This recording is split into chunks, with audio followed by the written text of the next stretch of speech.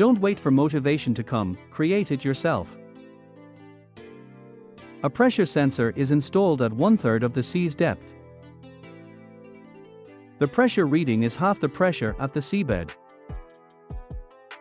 Now, we're asked to find the sea's depth. This box represents a cross-section of the sea. The horizontal line at the top represents sea level. Points on this line have a depth of 0 meters. The horizontal line at the bottom represents the seabed. Measured from sea level, its height is h.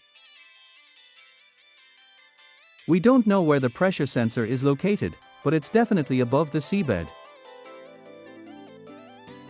The pressure on the sensor is measured against the seabed. So, there are two important points here.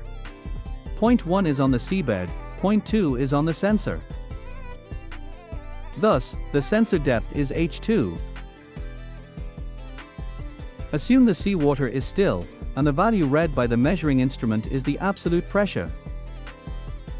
The absolute pressure at point 1 is atmospheric pressure plus rho gh. Because the depth of point 1 is h.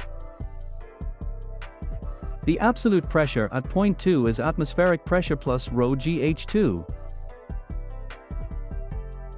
Based on the information from the problem sheet, h2 is equal to 1/3 of h. So, the pressure P2 is half the pressure P1. The value on the right side can be written like this. Collect based on the same term. From here, h is equal to 3 times the atmospheric pressure divided by rho g.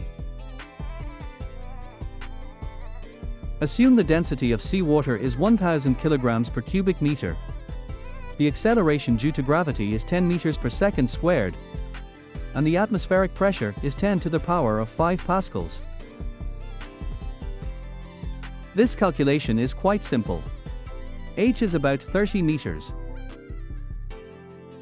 This is the approximate depth of the sea. Happy learning, everyone!